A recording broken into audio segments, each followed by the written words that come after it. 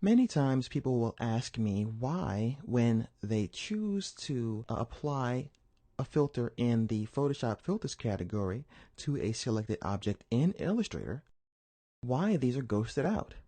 So they can't put a blur on there, they can't use the artistic filters, nothing. Nothing is active at all. But the effects are all active. That's because when you go to the Photoshop filters, you have to remember one thing. This is Illustrator. This application is vector-based, not raster-based or pixel-based as is Photoshop. So we have to turn the selected objects into something that the filters can understand, which is a raster. So what we have to do is go to the Object menu, of course after you select your object that you wish to rasterize, and then you're going to choose this selection here, Rasterize. A dialog box will appear, and the first thing it will ask you is to choose a color model. Now, for people who use Photoshop, you know that many, if not all, the filters require you to be in RGB mode. Now, many of them do work in CMYK mode, but to be safest, you want to choose RGB when you're applying your filters. So we have that option here, and CMYK isn't even in this list. Then we're going to choose a resolution for our effects, and I'm going to keep it at high because nothing dramatic is going to happen with such a small amount of artwork selected.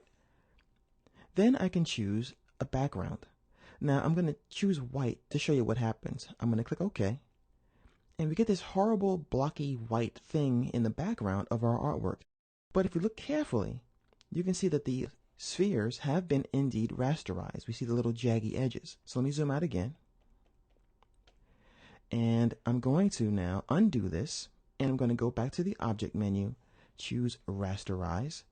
And this time I'm going to choose Transparent. So it will leave the artwork intact, making it pixels, but giving us a transparent background instead of that white background. Also, we can choose if we want to put any anti-aliasing or work with any of the other options here.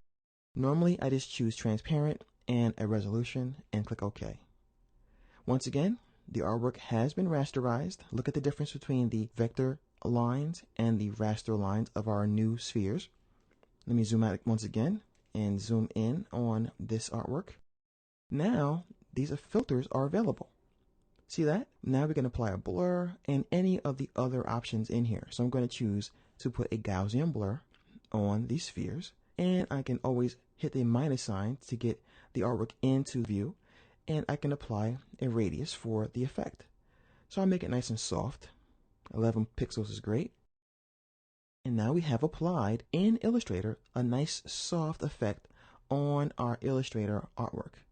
So once again, keep in mind that when you're in Illustrator, and if you want to work with Photoshop, you have to turn your vector artwork into rasters before you can apply any of these filters.